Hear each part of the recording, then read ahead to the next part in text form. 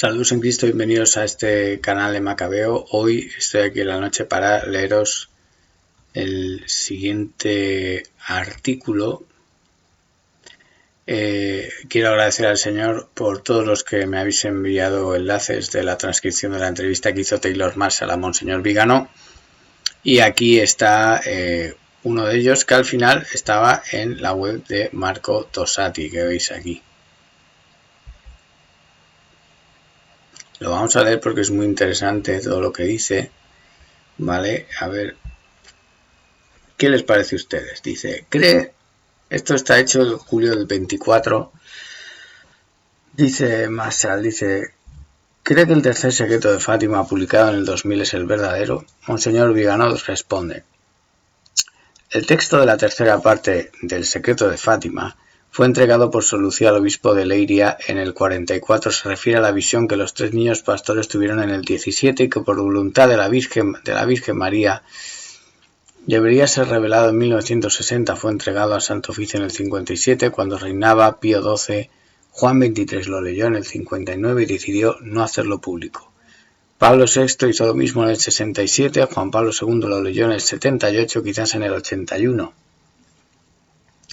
En el 2000, con ocasión del jubileo, dispuso su publicación haciendo creer que se trataba del texto íntegro, atribuyendo para él mismo la visión del Papa enfermo, y más precisamente al atentado que sufrió en la plaza de San Pedro el 13 de mayo del 81. La sospecha de que el texto del secreto ha sido manipulado es más que fundada. Más allá de las anomalías e incoherencias técnicas, como el formato del soporte del papel utilizado por Sor Lucía, me parece evidente que el contenido revelado ha sido censurado, para no confirmar lo que está a la vista de todos, la demolición de la Iglesia Católica desde dentro y la apostasía de la fe a través de un mal concilio y una mala misa.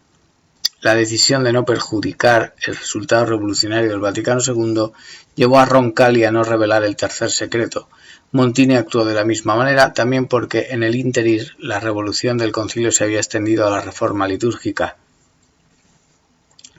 Por otra parte, no es sorprendente que una jerarquía que adultera la Sagrada Escritura y el Magisterio pueda llegar también a censurar las palabras de la Santísima Virgen en el ámbito de apariciones reconocidas por la Iglesia. Siguiente pregunta dice, ¿debería ser el IOR abolido?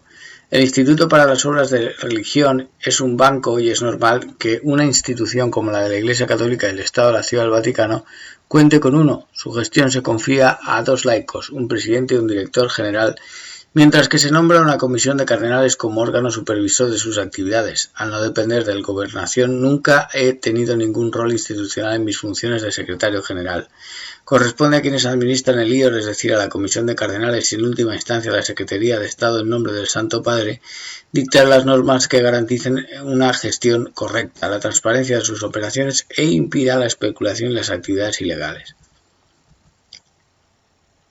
Dice Taylor Marshall. En mi libro titulado Infiltración documento su trabajo de investigación como secretario general de la Gobernación del Estado de la Ciudad del Vaticano desde julio del 2009 a septiembre del 2011 bajo el Papa Benedicto XVI. ¿Qué más descubrió? Por el bien de la historia, ¿qué ocurrió exactamente? Antes de ser nombrado en la gobernación, Juan Pablo II me había asignado la tarea de delegado para las representaciones pontificias. En la primera sección de la Secretaría de Estado, teniendo como superiores inmediatos al sustituto y al secretario de Estado, que eran los únicos con acceso al Santo Padre. Mi tarea consistía en instruir todas las prácticas relativas a la contratación y promociones del personal de la Curia Romana y de las nunciaturas apostólicas, así como gestionar prácticas muy confidenciales respecto a los miembros de los dicasterios romanos y del colegio cardenalicio. Mi trabajo de investigación, de instrucción de las prácticas y de formulación de un juicio sobre las personas y sobre las decisiones a tomar, terminaba con la entrega de los expedientes al sustituto. A continuación, correspondía al sustituto y al secretario del Estado, primero Sodano y luego Bertone, presentar o no mis expedientes al Papa, decidiendo a su total discreción si los encubrían o no. Por ejemplo, aparte del conocido caso de McCarrick, ¿qué hicieron mis superiores cuando recogí las gravísimas informaciones sobre Maradiaga? ¿Por qué fue elevado el cardenalato al cardenalato en lugar de ser castigado de acuerdo con los delitos que cometió? El cardenal Bertone, que mantenía bajo control a Benedicto, consiguió que éste me destituyera de mi cargo porque, como dije en mi declaración yo obstaculizaba su acción y sus nombramientos. Hizo que me enviaran a la gobernación como secretario general, pero como se trataba de una diminutio, es decir, de una degradación respecto a mi rol anterior, Bertone me prometió que al final del mandato de Giovanni Laiolo, para entonces próximo a la jubilación, sería nombrado presidente de la gobernación, un cargo cardenalicio. El mismo día de mi presentación en la gobernación, el 16 de julio del 2009, me di cuenta del estado de total irregularidad y corrupción de la administración. Descubrí inmediatamente la existencia de una comisión de finanzas y gestión, ilegal y no prevista por los estatutos de gobernación, compuesta por un grupo de destacados banqueros italianos encargados de la gestión financiera del Estado de la Ciudad del Vaticano. Esta comisión, presentada como un órgano meramente consultivo, en realidad tenía funciones decisorias y especulaba para su beneficio con las inversiones vaticanas con fondos de inversión, entre ellos BlackRock, con los que habían firmado contratos de gestión cuyos costes eran superiores a los intereses pagados a la gobernación. Por lo tanto, inmediatamente me puse en acción y en pocos meses el déficit de más de 10 millones de dólares detectado en el ejercicio 2009 se había convertido en un déficit de 44 millones de dólares, poniendo fin a los manejos ilícitos de prelados y laicos. Obviamente, esta operación de limpieza debería haber llevado a la destitución de los protagonistas de tanta malversación, empezando por el cardenal presidente Giovanni Laiolo y el director administrativo de los museos vaticanos, Monseñor Paolo Nicolini.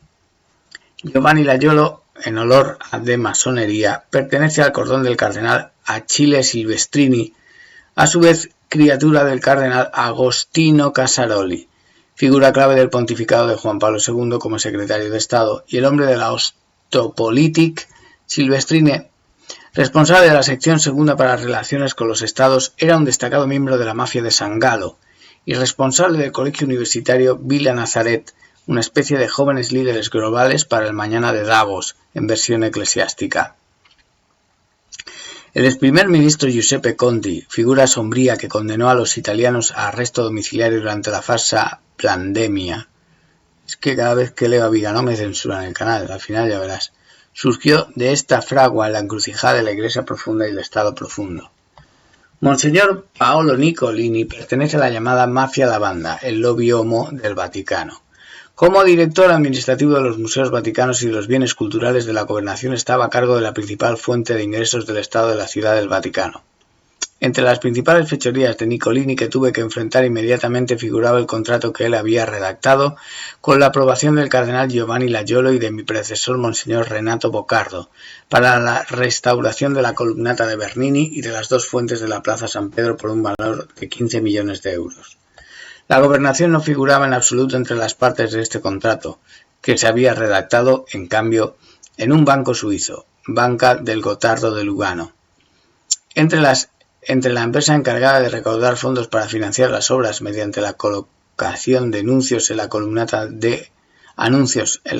de la Plaza de San Pedro y la empresa encargada de los trabajos de restauración elegida por Nicolini sin concurso, Monseñor Nicolini tenía derecho a una importante remuneración mensual que le pagaba directamente la empresa que recaudaba los fondos mediante la publicidad. Esta última se quedó con varios millones de euros ya recaudados que deberían haber sido abonados a la empresa que realizaba la restauración, en función del avance de las obras, hasta el punto de provocar su interrupción. Por ello, me vi obligado a intervenir para que se disolviera el contrato y exigir que las sumas cobradas se abonaran inmediatamente a la gobernación y retribuir así los trabajos realizados. Fue entonces cuando me echaron de la gobernación y que el cardenal Giovanni Laiolo se encontró de nuevo en condiciones de actuar sin ser molestado.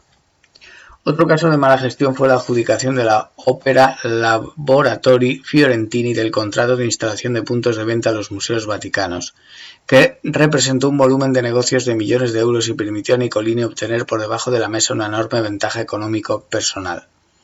Mi remoción de la gobernación se produjo luego de una campaña difamatoria en la prensa organizada por Monseñor Nicolini y el poderoso joven Marco Simeón, conocido masón homo, exsecretario del ministro para los bienes culturales urbanos y secretario del presidente de Mediobanca, íntimo del cardenal Tarcisio Bertone, secretario de Estado y protegido suyo, a quien debía su ascenso a la RAI como responsable de las relaciones del Vaticano. Vaya tela. Mi trabajo se vio frustrado y el equipo de colaboradores que había creado se disolvió y todos los protagonistas de la corrupción que había señalado fueron confirmados en sus puestos. Nicolini fue ascendido a responsable de las villas papales en Castel Gandolfo, donde podía administrar una enorme propiedad mucho más extensa que el estado de la Ciudad del Vaticano. Obtuvo de Bergoglio la destitución inmediata, con métodos brutales y vengativos, de Eugenio Hassler, un hombre íntegro y mi estrecho colaborador, hijo del mayor de la Guardia Suiza, que vio destruida su reputación, su carrera profesional, su nombre y su propia existencia. Recientemente, Monseñor Nicolini fue nombrado por Bergoglio director del Centro Laudato Si para la Formación Superior, que se ocupa de los proyectos verdes, de acuerdo con los dictados del Foro Económico Mundial de Davos. El último de ellos, publicado hace pocas semanas, consiste en una planta agrovoltaica en la zona extraterritorial de Santa Marta di Galeria. Este proyecto ya había sido propuesto por el cardenal Giovanni Laiolo bajo Benedicto XVI y fui yo quien impidió su realización. Luego de estos ataques mediáticos, Benedicto XVI constituyó una comisión de investigación formada por 3 cardenales, Julián Herranz, Raymond Leoburg y Giovanni Laiolo, a pesar de que este último estaba directamente implicado. Bertone consiguió persuadir a Herranz para que disolviera la comisión, que sustituyó por una comisión disciplinaria de la gobernación, que a pesar de estar bajo el control del propio Bertone, decidió la destitución de Nicolini y tomó medidas sancionadoras como la dirección de las villas pontificias. Sin embargo, las medidas tomadas por esta comisión disciplinaria fueron frustradas por Tarcisio Bertone y Giovanni Laiolo. Aunque el Papa Benedicto me había expresado en 2 ocasiones su voluntad de nombrarme presidente de la Prefectura para los Asuntos Económicos de la Santa Sede en sustitución del cardenal Velasio de Paolis, un cargo, me dijo, en el que podría servir mejor a la Santa Sede, Bertone consiguió que me enviaran a Washington lejos de la curia romana y de aquellos a los que había molestado en mi lucha contra la corrupción. El mayordomo Paolo Gabriele, un hombre honesto e ingenuo pero bien intencionado, por iniciativa propia entregó a la prensa mis cartas dirigidas al Papa Benedicto y al cardenal Bertone en las que denunciaba la vasta corrupción en la gobernación. Con este gesto, Gabriele esperaba ayudar a Benedicto sacando a la luz la red de complicidades en el Vaticano, el exceso de poder de Tarcisio Bertone y Giovanni Laiolo y las maquinaciones contra el Papa. También fue decisivo el rol de Monseñor Ganswein, que disputaba con Bertone el control sobre Benedicto en el gobierno de la Iglesia. En 2012, luego de la filtración de estos documentos, Batilix I, el Papa creó una nueva comisión de cardenales compuesta por Julián Herranz, Joseph Tomko y Salvatore De Giorgi. A pesar de estar en el centro de aquellos acontecimientos, este nuevo organismo trató de ignorarme durante al menos 2 meses y fue solo después de una petición telefónica explícita mía al cardenal Herranz, mientras yo me encontraba en Washington, que fui escuchado para dar mi testimonio. Eminencia, ¿no cree que yo también tengo algo que decirle en este asunto? La respuesta irritada del cardenal fue, si realmente usted lo desea. Mi memoria escrita, así como el acta de interrogatorio verbal, fue incluida en la famosa caja blanca que el Papa emérito entregó a Bergoglio en abril de 2013, cuando le visitó en Castel Gandolfo, encargando al sucesor que interviniera para sanar la corrupción rampante en el Vaticano. El 23 de junio de 2013, cuando me reuní con Bergoglio, él, después de preguntarme sobre McCarrick y los jesuitas en Estados Unidos para sondear cuál era mi posición, me pidió que le entregara el dossier que yo había entregado a los 3 cardenales nombrados por Benedicto para investigar.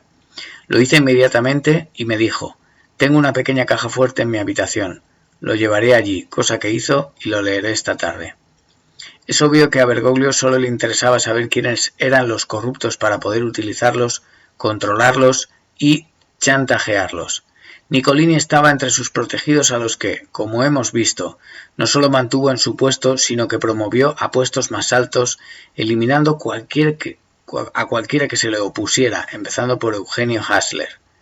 Me pregunto qué pasó con esa caja blanca y por qué los 2 cardenales que aún viven, Julián Herranz y Salvatore De Giorgi, siguen guardando silencio ante el encubrimiento de todo lo que surgió de sus investigaciones.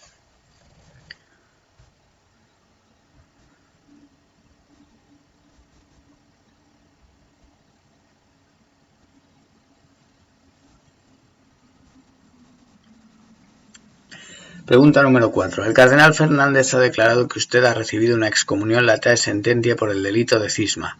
¿Se le aplica la pena canónica? ¿Por qué sí o por qué no? El 11 de junio me informaron por un simple correo electrónico sin recibir nunca ninguna notificación oficial de un juicio contra mí, por el que hubiera tenido que presentarme en Roma el día 20 para retirar las acusaciones contra mí, de modo que pudiera preparar mi defensa para el día 28, víspera de San Pedro y San Pablo. Creo que ni siquiera se le da una semana a alguien que ha recibido una multa por aparcar en un lugar prohibido. Las acusaciones que se me imputan son totalmente inconsistentes. Cisma por haber puesto en duda la legitimidad de Bergoglio y de haber rechazado el Vaticano II. Pero el derecho reconoce la incapacibilidad de la voluntad de cisma en los casos en los que el acusado está persuadido de que quien se sienta en el trono de Pedro no es papa y, cuando se demuestra que sus sospechas son infundadas, está dispuesto a someterse a su autoridad. Yo considero a Jorge Mario Bergoglio un antipapa, o mejor dicho, un contrapapa, un usurpador, un emisario del lobby anticatólico infiltrado en la Iglesia desde hace décadas. La evidencia de su alejamiento del papado, sus múltiples herejías y la coherencia de su acción de gobierno y su magisterio en clave subversiva son elementos muy graves que no pueden ser descartados apresuradamente como un delito de lesa majestad. Más allá del método y del mérito de la causa penal extrajudicial, la vacante de la sede apostólica, la usurpación del trono de Pedro por parte de un falso papa hacen completamente inválidos e ineficaces todos los actos de los dicasterios romanos, de modo que incluso la excomunión contra mí es nula. Estamos frente a un cortocircuito canónico. Quien ostenta la suprema autoridad terrenal en la Iglesia, en el momento en que es denunciado por herejía, responde acusando de cisma a quien le denuncia y lo excomulga. Este uso instrumental de la justicia, típico de las dictaduras, contradice la mens del legislador y cae justamente bajo las disposiciones de la bula de Pablo IV. Es la adhesión misma a la herejía la que expulsa al hereje de la Iglesia y convierte su autoridad en ilegítima, inválida y nula. Pregunta 5. ¿Quiénes son los hombres más peligrosos del Vaticano en este momento? Después de Bergoglio, los más peligrosos son Fernández, Hollerich, Roch, Peña Parra. Estos, juntos con el secretario de Estado Pietro Parolin, son todos cómplices de la desastrosa gestión del Vaticano y de toda la Iglesia. Recuerdo de pasada que Parolin era miembro del plantel de la segunda sección de la Secretaría de Estado, dirigida entonces por el masón Silvestrini, miembro destacado de la mafia San Galo, a la que debe su ascenso. Pregunta número 6. ¿Cómo deberían comportarse los católicos en caso de prohibición de la misa antigua? La misa tridentina es un tesoro inestimable para la Santa Iglesia. Está canonizada por su uso plurisecular, en el que vemos expresada la voz de la sagrada tradición. Si la jerarquía, abusando de su poder en contra del fin que el Señor le ha dado, impide la celebración de la misa antigua, comete ese abuso y esta prohibición es nula. Los sacerdotes y obispos deberían mostrar más valentía y seguir celebrando el rito antiguo y negándose a celebrar el Novus Ordo. Probablemente se enfrentarían a sanciones por parte del Vaticano, pero deberían preguntarse qué sanciones les esperan cuando tengan que responder ante el tribunal del Señor por no cumplir con su deber, prefiriendo la obediencia a servir a los poderosos en lugar a la obediencia a Dios. Los laicos deberían organizarse en pequeñas comunidades, comprando las iglesias que hoy se ponen a la venta o estableciendo capillas domésticas, y buscando sacerdotes dispuestos a celebrarles la misa y los sacramentos según el rito apostólico y ayudarles materialmente en su ministerio. ¿Qué piensas de la Fraternidad Sacerdotal San Pedro, del Instituto Cristo Rey Sumo Sacerdote y de la Fraternidad Sacerdotal San Pío X? ¿Anima a los fieles a asistir a sus misas?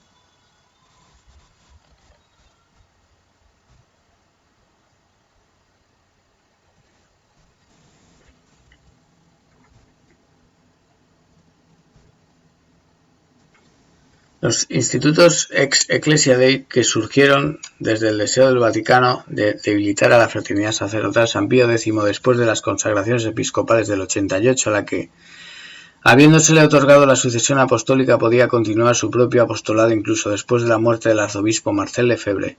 La concesión de celebrar la liturgia tridentina, hasta entonces completamente excluida, tenía y tiene como condición la aceptación del magisterio posconciliar y la licitud del Novus Ordo. Tal premisa es totalmente inaceptable, porque reduce la celebración de la misa antigua a una cuestión ceremonial, cuando es evidente que el rito tridentino resume en sí toda la doctrina y la espiritualidad de la fe católica, en antítesis con el rito protestantizado de Pablo VI, que silencia ecuménicamente esa fe. Los que celebran la misa de San Pío V no pueden aceptar el Vaticano II. De hecho, desde el principio, muchos sacerdotes que habían abandonado la fraternidad de Monseñor Lefebvre y se habían unido a los institutos Ecclesia Dei seguían teniendo fuertes reservas y, por así decirlo, jugaban con el equívoco de una aceptación tácita que el propio Vaticano no les pedía que explicitaran. En el 2007, Benedicto XVI reconoció la legitimidad de la liturgia tradicional, declarando la misa antigua forma extraordinaria del rito romano, junto a la forma ordinaria del Novus Ordo. El motu proprio Summorum Pontificum revela la impostación hegeliana de Ratzinger, que en la copresencia de dos formas del mismo rito intentó componer la síntesis entre la tesis de la misa tradicional y la antítesis del rito montiniano. Pero también en ese caso la base ideológica del motu proprio fue de hecho moderada por la práctica, de modo que el resultado final de Summorum Pontificum fue relativamente positivo, al menos en la difusión de la celebración de la misa antigua que las nuevas generaciones nunca habían conocido. Jóvenes sacerdotes y muchos fieles se acercaron al rito apostólico, descubriendo la belleza y la coherencia intrínseca con la fe católica. Ante el éxito de la misa de siempre, el motu proprio Traditionis Custodes limitó drásticamente la liberalización de Summorum Pontificum, declarando abolido el derecho de todo sacerdote a celebrar la misa tradicional y reservándolo únicamente a los institutos ex Ecclesia Dei. Se creó así una reserva india de clérigos más o menos conservadores que dependen de Bergoglio, a los que se les exige que hagan profesión de fe conciliar con celebrando el nuevo rito al menos una vez al año, algo a lo que se ven obligados a hacer prácticamente todos los sacerdotes de estos institutos, lo quieran o no. Por otra parte, no me parece que los obispos o cardenales que los apoyan hayan expresado reservas sobre el concilio o sobre las desviaciones doctrinales, morales y litúrgicas del posconcilio y del propio Bergoglio. Es difícil esperar de los subordinados una combatividad que nunca han mostrado los eminentes prelados. Estos institutos están, por tanto, sometidos a chantaje. Con Summorum Pontificum era plausible pensar en un intento de pax litúrgica que dejara libertad a los conservadores para elegir el rito que prefirieran, en una visión liberal por así decirlo. Con Traditionis Custodes los clérigos que celebran y los fieles que asisten a la misa antigua cargan con el estigma eclesial del inditerismo, del rechazo al Vaticano II y del rigidismo preconciliar. En este caso, la sinodalidad y la parresía ceden ante el autoritarismo de Bergoglio que, sin embargo, dice una verdad incómoda: ese rito cuestiona la eclesiología y la teología del Vaticano II y, como tal, no representa a la Iglesia conciliar. La ilusión de la pax litúrgica se ha roto así miserablemente frente a la evidencia de la irreconciliabilidad de dos ritos que se excomulgan mutuamente, así como las dos iglesias, la católica y la sinodal, de las que son expresión cultural. En el caso del Instituto Cristo Rey Sumo Sacerdote, la cuestión ritual y ceremonial parece prevalecer sobre la doctrinal, y no es casualidad que en la disolución general de los canónigos de Gricigliano parezcan exentos de oposición y ostracismos. No representan un problema, porque no cuestionan en lo más mínimo el nuevo rumbo y de hecho tienen en sus constituciones amplias citas de documentos conciliares. Los demás institutos sobreviven, pero está por ver cómo responderán a las futuras restricciones. La Fraternidad Sacerdotal San Pío X, después de 50 años de actividad, está dando muestras de fatiga y a veces parece que su silencio sobre los horrores de Santa Marta está motivado por un acuerdo tácito de no beligerancia, quizás con la esperanza de convertirse en el recolector del conservadurismo y de parte del tradicionalismo católico, una vez que Bergoglio haya eliminado la competencia de los institutos ex Ecclesia Dei. Mi temor es que esta esperanza termine ratificando el cisma de facto ya presente en la Iglesia, obligando a los católicos a abandonar la Iglesia oficial como si fueran ellos, y no la jerarquía romana, los que están en estado de cisma. Una vez eliminadas las voces críticas, Bergoglio se encontraría teniendo su Iglesia herética, de la que están vetados los sacerdotes y fieles que no acepten la revolución permanente. En cuanto a los fieles, creo que es necesario comprender la situación de gran desorientación y anarquía presente en la Iglesia. Muchos católicos que han descubierto la misa antigua ya no pueden asistir al rito montiniano, y es comprensible que se contenten, por así decir, con las misas tridentinas celebradas por los institutos ex Ecclesia Dei, pero sin aceptar los compromisos que se exigen a sus sacerdotes. Pero esta es una situación que tarde o temprano deberá aclararse, sobre todo si la aceptación de los errores conciliares y sinodales se convierte en un conditio sine qua non del disfrute de la misa antigua. En ese caso, los fieles deben actuar con coherencia y buscar sacerdotes que no estén comprometidos con la Iglesia sinodal. De todos modos, Los horrores de este pontificado están erosionando el consenso del clero con respecto a Bergoglio. Una facción tradicional podría decidir no seguirle por el camino fracasado que ha emprendido. Pregunta 8. ¿Qué le gustaría decir a los laicos que no pueden frecuentar la misa antigua?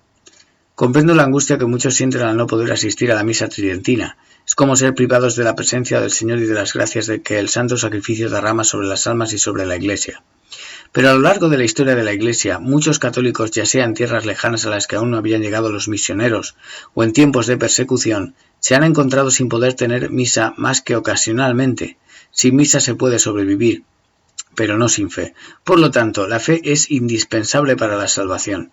Es importante que cada católico alimente su instrucción religiosa tomando en sus manos el catecismo tridentino y alimentando el intelecto y el corazón para resistir el contagio del novus ordo y sus degeneraciones. Es necesario rezar para que el Señor envíe obreros a su mies y ayude a los pocos sacerdotes que aún son fieles. Pregunta número 9. ¿Cuál fue el rol de McCarrick en el acuerdo chino-vaticano? A pesar de que ya se conocían las acusaciones de conducta escandalosa de McCarrick y de que el Papa Benedicto había tomado medidas disciplinarias contra él, Bergoglio dio instrucciones al entonces cardenal para tener contactos con el gobierno de Pekín, también por sus llegadas a la Casa Blanca y con el establishment democrático que tenían y siguen teniendo relaciones con la dictadura china. La habilidad de McCarrick para monetizar la colaboración de la Iglesia con algunos gobiernos llevó a la firma de un acuerdo secreto que, según los rumores, que no puedo verificar, haría ganar millones al Vaticano cada año a cambio de su silencio sobre la persecución de los católicos fieles a la sede apostólica y sobre la violación de los derechos humanos. Pregunta número 10. Como exnuncio, ¿qué podría decir respecto al estado de salud del episcopado estadounidense? El episcopado estadounidense es fruto de décadas de mala gestión vaticana, la corrupción y la presencia de un poderosísimo lobby homosexual, formado en gran parte por protegidos de McCarrick, está totalmente a favor del nuevo rumbo bergogliano, en un escandaloso aplanamiento a las posiciones woke de la izquierda radical que está destruyendo Estados Unidos. Entre estos corruptos se puede incluir a los cardenales Spellman, Bernardin, de Arden, McCarrick y su progenie, así como a la Compañía de Jesús, que ha desempeñado un rol decisivo en la disolución del catolicismo. La parte sana de los obispos que, como nuncio tratado por todos los medios de promover y defender, es minoritaria, conservadora, pero de corte conciliar. Pregunta número 11. ¿Qué piensa del argumento Munus Ministerium según el cual Benedicto XVI no dimitió? La renuncia de Benedicto XVI debido a los vicios de procedimiento y al monstrum canónico que produjo es ciertamente inválida, como tan acertadamente explicó el profesor Enrico María Radaelli. El invento del papado emérito ha socavado aún más el primado petrino y ha abierto el camino a ese papado descompuesto, en una surrealista división de un munus y ministerium sin bases teológicas ni canónicas, que ahora está evolucionando hacia una reinterpretación del rol del pontífice en clave ecuménica, como vemos en el documento de estudio El Obispo de Roma publicado recientemente por el Dicasterio para la Promoción de la Unidad de los Cristianos. Una unidad que es ya una nota de la única y verdadera Iglesia de Cristo, que es la Iglesia Católica, y que significativamente el Vaticano II presenta como una meta a alcanzar a través de una interpretación del dogma que no presente conflictos con los errores de las sectas no católicas. El hecho de que Ratzinger considera subjetivamente abdicar al papado no incide en la nulidad de la renuncia, a pesar del aura de ortodoxia que rodea al pontificado de Benedicto XVI, especialmente en los círculos conservadores moderados. Su redefinición del instituto petrino y la creación del papado emérito constituyen la máxima expresión de las instancias heréticas presentes en la teología de Ratzinger y como tales deberían ser objeto de una condena muy precisa junto con las demás herejías, bien puestas de relieve por los estudios del eminente profesor Radaelli, que el teólogo alemán nunca ha repudiado. Punto número 12. ¿Qué debería hacer el próximo Papa? ¿Debería declarar a Bergoglio antipapa e invalidar el Vaticano II? Cuando nuestro Señor se encarnó hace 2024 años en Israel no había ni rey ni sacerdocio. Si nos acercamos al final de los tiempos, creo que la vacante de la sede apostólica está destinada a durar. Cuando vuelva a la tierra, nuestro Señor retornará el cetro temporal y la corona espiritual, reasumiendo en sí mismo los poderes reales y sacerdotales hoy ilegítimos. Pero si la providencia se digna conceder a la Iglesia un verdadero Papa, podría ser reconocible por la condena y la declaración de la nulidad del concilio y de los desastres que produjo. Un Papa Santo aboliría el Novus Ordo y restauraría la liturgia tradicional, porque tendría en su corazón ante todo la gloria de Dios, el honor de la Iglesia y la salvación de las almas. Pregunta número 13.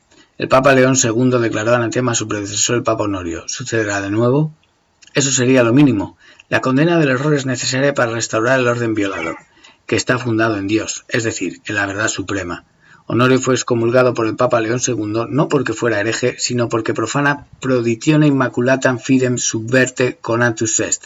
Con una traición mundana intentó subvertir la pureza de la fe, porque no había condenado claramente la herejía monotelita, según la cual en Cristo no hay dos voluntades, una divina y otra humana según las dos naturalezas, sino una sola. La acción subversiva de Bergoglio es mucho más grave. Como son mucho más graves las herejías del Vaticano II, no solo no combatió, sino que se convirtió en vehículo pastoral de las mismas en un colosal engaño del cuerpo eclesial. Punto número 14. Si Bergoglio fuera un antipapa, sus cardenales no serían anticardenales e inválidos. ¿Cómo se celebraría un cónclave? Para resolver este problema, lea la tesis Cassiciacum de Gerard de Deslauriers. ¿Está usted de acuerdo con su tesis del papado material? La mayoría del colegio cardenalicio está compuesto en su mayoría por personajes ampliamente comprometidos y corruptos. Es más, la ilegitimidad de Bergoglio, debida también a las infracciones prescritas en la Constitución Apostólica Universi Domini Grecis que invalida su elección, hace nulos todos sus actos de gobierno, por lo tanto también todos los nombramientos del Sacro Colegio. Si los cardenales nombrados por el predecesor reconocieran que Bergoglio no es papa y convocaran un cónclave, tendría que tener el valor no solo de deplorar los efectos actuales, sino también sus causas, que se remontan todas ellas al Concilio Vaticano II. La llamada tesis de Cassiciacum toma su nombre de la ciudad hoy llamada Casaccio Brianza, de Lombardía, donde en el 387 San Agustín se retiró en oración con su madre antes de recibir el bautismo. Esta tesis, formulada en 1978 por el padre Gerard de Deslauriers, identifica en los papas posconciliares desde Montini hasta Bergoglio una aceptación exterior del papado empañado por un obstáculo interno, el deseo de promover las nuevas instancias del Concilio Vaticano II que contradicen el magisterio perenne de la Iglesia, un obstáculo que impide la comunicación por parte de Dios del carisma divino que normalmente pertenece al vicario de Cristo. En ausencia de esta intención objetiva y habitual de procurar y realizar el bien y el fin de la Iglesia, los papas posconciliares serían entonces papas solo materialmente, como solo canónicamente elegidos, y por lo tanto propiamente no papas. La revolución conciliar, de la que Bergoglio es implacable ejecutor, tiene como objetivo la disolución del catolicismo romano en una falsa religión sin dogmas e inspiración masónica, que se logrará mediante la parlamentización de la Iglesia según el modelo de las instituciones civiles. Esto requiere una reducción del papado y la extinción de la sucesión apostólica, junto con un derrocamiento radical del sacerdocio ministerial. Por esta razón, aunque por el momento sea oportuno suspender el juicio definitivo sobre los papas del concilio, es necesario poner entre paréntesis, por así decirlo, todo lo que produjeron, en particular el catecismo y la enseñanza doctrinal, la reforma de la misa y los sacramentos, y entre estos el rito de conferir las sagradas órdenes. Lo que sí puedo decir es que, respecto a las tesis del sedevacantismo o el sedeprivacionismo, que también tienen elementos que pueden compartirse en teoría, no es posible creer que el Señor haya permitido que su Iglesia permanezca eclipsada y privada de los medios ordinarios de la gracia, los sacramentos, durante más de 60 años, con obispos y sacerdotes no válidamente ordenados y, en consecuencia, con misas y sacramentos inválidos. El mysterium iniquitatis no puede implicar la pérdida de la asistencia prometida por Cristo a la Iglesia. Ecce ego popiscum sum usque ad consumationem seculi. Mateo 28:19. Pero por nuestra parte urge restaurar la integridad del depositum fidei, lex credendi y su expresión orante lex orandi para que no prevalezcan las puertas del infierno. Bien, esta es la entrevista que Taylor Marshall ha hecho a Monseñor Vigano.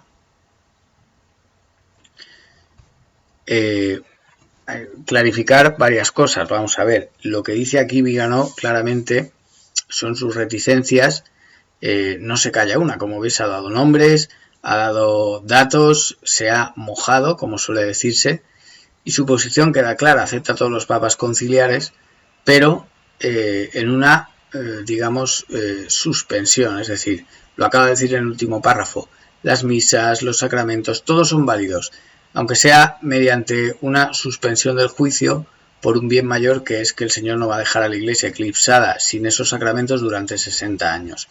Sin embargo, es necesario volver a la raíz de antes, donde el modernismo pues puso el pie. Todo el que tenga dudas de esto, que vaya y lea en los documentos del Concilio Vaticano II. Y ahí se va a encontrar con cosas realmente novedosas. Y ya sabemos lo que se dice de las novedades, ¿verdad? Bueno, pues luego admite que Benedicto XVI es el Papa, que la renuncia fue inválida porque si no lo reconociera Papa, pues lo habría dicho en esta nota. Habría dicho que, bueno, la renuncia era inválida, pero da igual porque de todas formas no es Papa. No, lo que nos dice es que es Papa, que la renuncia fue inválida, etcétera, etcétera, etcétera, etcétera. Me parece que quedan claras las posiciones de Monseñor Viganó, muy claras, sobre todo importante porque da nombres, da muchos nombres, y también deja claro que con esto no se andan con tonterías. No es sedevacantista, él mismo lo dice, ni sedeprivacionista. Vamos a dejarlo ahí. En ese sentido, también sobre el tercer secreto de Fátima, pues dice que es un falso secreto. Yo estoy bastante convencido por el que tenga dudas de lo que quería decir sobre el principio, ¿no? En la primera pregunta que le hace sobre el tercer secreto, que Monseñor Viganó se refiere a lo que dijo José María Zabala, ¿no? Del tercer secreto, que era ese texto donde se habla de la apostasía de la Iglesia de un papa poseído por Satanás, que es lo mismo que se tradujo de los libros del director espiritual de Sor Agnes en Akita, ¿no? Ese Judas de la Iglesia, el Papa Anticristo, ¿vale? Yo creo que no tiene más. Me parece que por esta razón tenéis que tener en cuenta que, claro, algunos acusáis a Viganó de que es un agente infiltrado, no sé muy bien para qué, porque lo que dice ya lo dicen los vacantistas, etcétera, ¿vale? No dice nada nuevo. Pero bueno, yo creo que lo que dice es eso, ¿no? El tercer secreto de Fátima es falso, creo que se refiere al que salió en el libro de José María Zabala, ¿no? Que habla de un papa poseído por Satanás y una falsa iglesia, y que coincide con el Judas de la Iglesia de los que hablaban los mensajes de Fátima, traducidos casi al mismo tiempo que se publicaba Fiducia Supplica, ¿no? Ese papa anticristo, el Judas de la Iglesia. Bien, del anticristo ya sabemos que se tiene que sentar en el lugar santo, así que Viganó ha dado nombres, es por eso que está en el exilio, está en un lugar secreto, nadie sabe dónde está, ¿vale? Yo creo que eso es importante tenerlo en cuenta. Algunos dicen, no, es que es un agente doble, no sé muy bien para qué, para llevar a la gente al sedevacantismo, pero es que el sedevacantismo estaba antes que apareciera Monseñor Viganó, y él mismo dice que no es sedevacantista, ¿vale? Entonces, esa tesis yo la veo difícil. Lo que veo más plausible es un hombre que ha estado en el ojo de la tormenta. Y algunos decís, ¿por qué ha estado tantos años callados? Porque, pues porque todos nos convertimos. ¿Dónde estaban ustedes hace 20 años? ¿Dónde estaba yo? Si les digo dónde estaba yo hace 20 años, pues dicen, por menudo. Y muchos de ustedes también. Hace años muchos de ustedes están haciendo cosas alejadas de Dios. O sea que ese juicio yo creo que es un poco arriesgado. Es la opinión de Monseñor Viganó. Veremos si no me bloquean también este vídeo. Pero bueno, creo que es muy importante porque da nombres, se hacen ustedes una idea de cómo funcionan las cosas por Roma. Creo que daría para mucho más, ¿vale? Pero bueno, la entrevista es la que es y ya está. Si es que son tiempos recios. Él viene un poco a decir lo mismo que he venido comentando yo.